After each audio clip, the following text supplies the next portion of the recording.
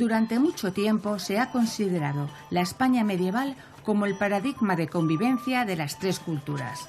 Pero no debe pensarse que era una convivencia idílica. Apenas convivencia y punto. Con frecuentes acosamientos y persecuciones en las juderías. Discriminando a los judíos con distintivos, incluso en el vestido. Asimismo, es mi voluntad que los judíos tengan prohibido vestir brocados, terciopelos y adornos en oro y plata. Y que vayan señalados con una rodela bermeja en la ropa, para facilitar su identificación allá donde estén. A partir del Concilio de Letrán se impone en toda la cristiandad el uso de signos distintivos para los judíos. En el caso de España, la rodela, que era una insignia redonda de color rojo para los reinos de Castilla, rojo y amarillo para los reinos de Aragón, y que solo se podía un judío prescindir de ella cuando transitaba los caminos como medida de seguridad. Los judíos en España están bajo la tutela del monarca. Atacar a los judíos es atacar a su reina. Es mi deber protegerles. Esto produce el descontento del pueblo y los nobles que cada cierto tiempo hostigan las juderías.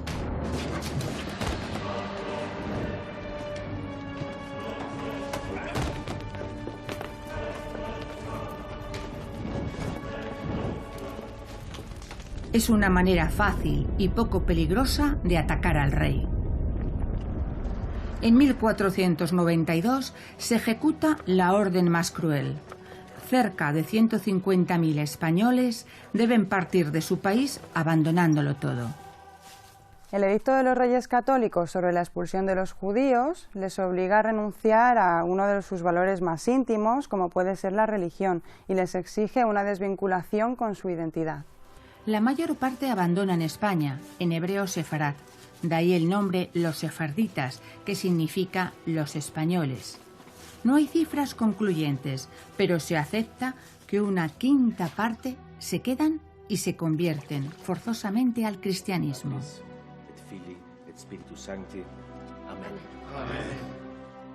Yo soy un Bene Anusim, o también un marrano, o también un Cristo judío, o también un converso. ¿Qué somos nosotros? Ni más ni menos que gente que a nuestras familias, a nuestros antepasados, hace muchos años les obligaron a convertirse a la religión mayoritaria y nosotros seguimos conservando nuestras propias creencias, costumbres, tradiciones, fiestas.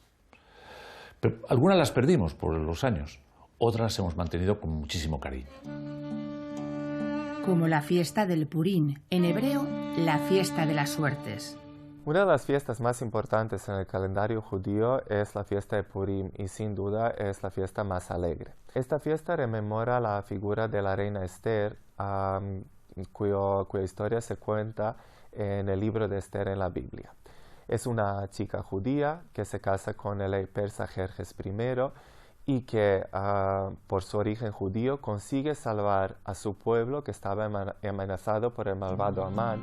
Esther prepara un banquete y se presenta al monarca con sus mejores galas para solicitar clemencia o correr la misma suerte que su pueblo.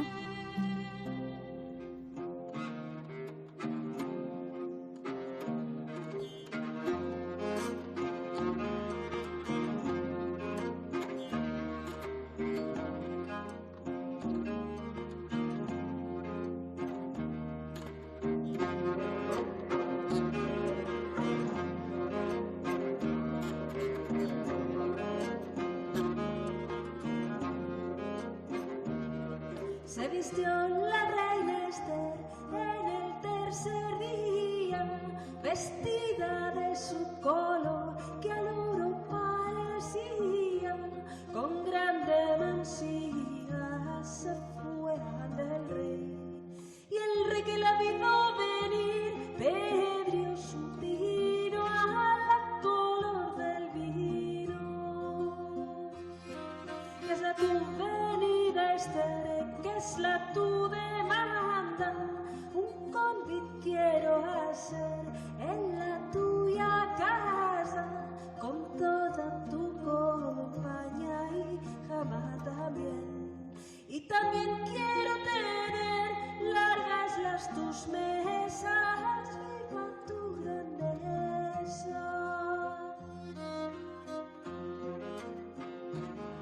y que consiguió salvar a los judíos en el reino persa que estaban amenazados con la muerte, que realmente hubiera sido el primer exterminio del pueblo judío. Esta fiesta, por eso, representa el momento muy alegre y muy carnavalesco, cuando la gente se disfraza, cuando se regalan golosinas y cuando hay un ambiente de alegría, festejando la figura de esta reina Esther, que tiene tanta importancia en la religión judía. Que en el día de Purim haya alegría sin fin. Con disfraces bailamos, a los amigos invitamos y a los pobres siempre ayudamos.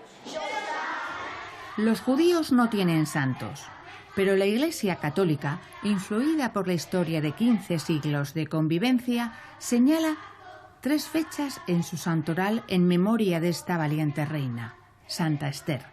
Los que no se fueron de España se vieron obligados a vivir en la clandestinidad, con la incertidumbre de poder ser delatados, lo que les hizo refugiarse en el ámbito familiar. Era una religión, un judaísmo, sin sinagoga, sin rabino, una religión doméstica. Los judíos, obligados a bautizarse, reciben apellidos de ciudades como Zamora, Toledano, Iniesta, de oficios como zapatero, sastre, escriba, y especialmente de santos, como Santa María, San Pedro, San Juan, Iglesias, Sant'Ángel, Santa Cruz. Son apellidos elegidos para alejarse del olor a judío. Las conversiones forzosas son tan numerosas que los clérigos llegan a inventar nuevos apellidos, como Olmos, Olivo, Rosales, Casas, Corrales, también de animales, como he descubierto en la investigación de este documental, pues mi cuarto apellido es Gavilán. En España, a diferencia de otros países de Europa, tenemos 4 apellidos consecuencia de la persecución de los cristianos judíos, cosa que le venía muy bien a la Inquisición, puesto que el judaísmo se adquiría por línea materna.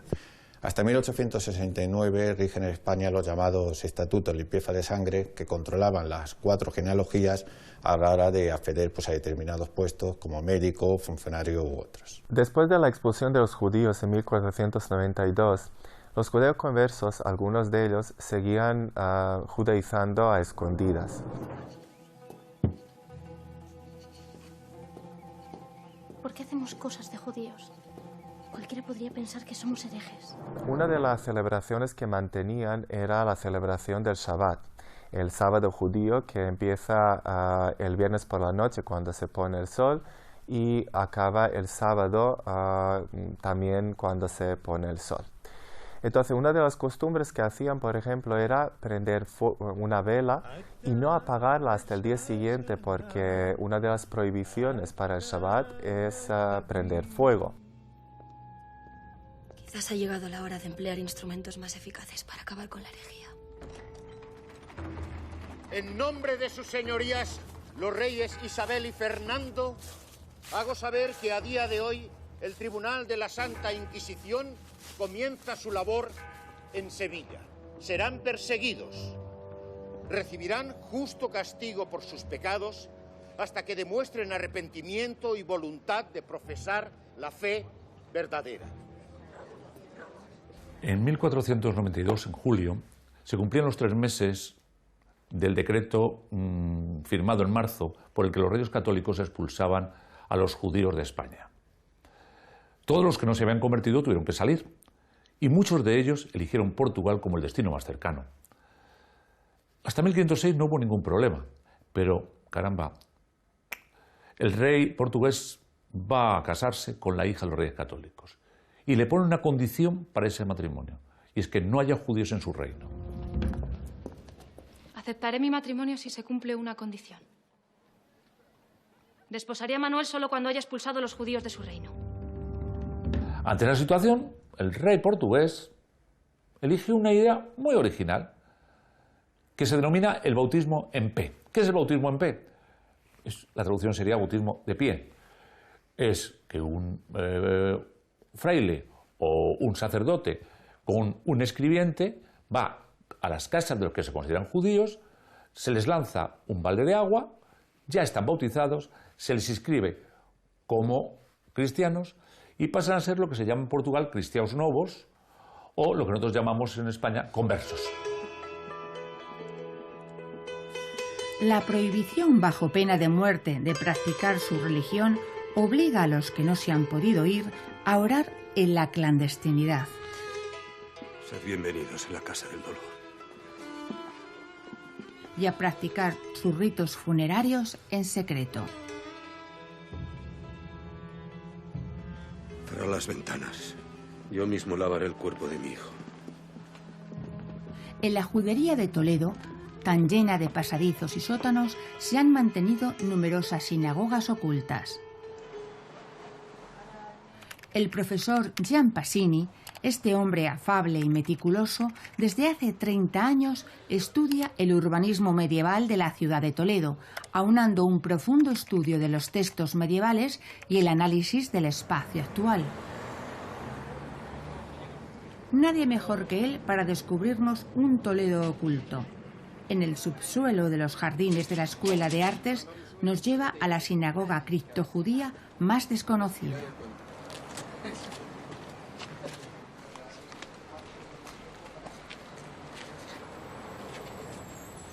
¿Está empañada o no? Lo primero. Tengo empañada la lente. ¿Tienes empañada la lente? Claro, es que hace mucho calor. Bueno, esto es lo que querías decir, ¿no?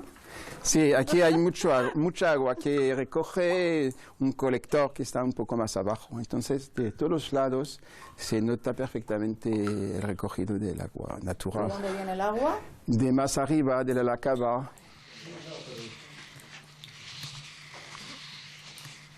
En este sótano de la Escuela de Arte, estamos en un sótano de una casa de criptojudío, en el cual podemos observar restos de estas sinagogas escondidas, sinagogas discretas donde los judíos solamente podían reunirse aquí. Aquí vemos toda la sala cuadrada y un pilar central, como un paraguas. El agua de la roca mana caliente. Con ella se lavaban los judíos antes de comenzar sus oraciones en esta sinagoga, aún oculta para muchos. En esta sala también se podría pasar y descubrir un sótano de un palacio. En esta zona se encuentra un colector, un aljibe, importante y muy profundo. También es una cosa muy interesante, vemos la sucesión de la piedra viva, de los cajones medievales del siglo XII, XIII y después todo de ladrillo.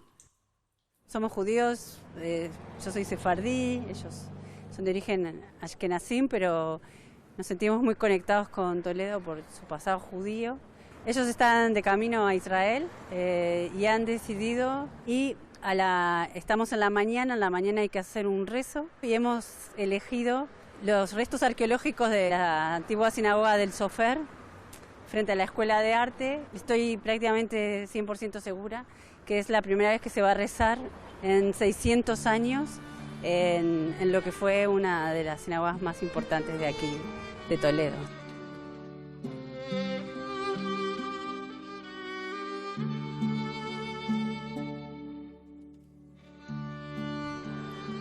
Los judíos llegan a España muy pronto, en el siglo I, obligados por Roma, que los expulsa de Jerusalén por no prestar culto al emperador.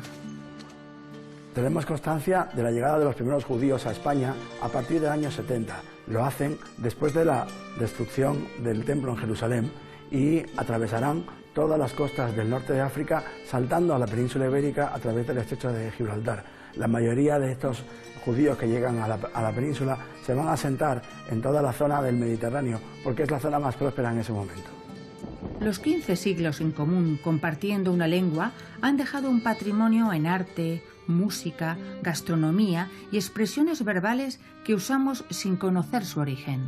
El dicho está en el Sustrefe, lo recoge muy bien Cervantes y tiene su contexto en los procesos inquisitoriales, cuando los judíos se reafirmaban en su fe, y son 13 oraciones que el propio Maimónides nos relata, que todo judío antes de morir pues reza esas oraciones.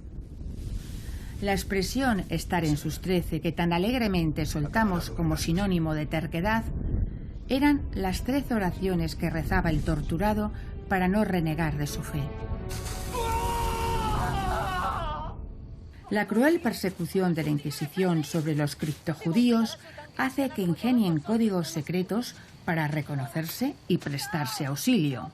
Si dices, tú no tienes los ojos abiertos, y el otro contesta, bien abiertos los tengo, es uno de los nuestros, y aunque corra peligro nos ayudará.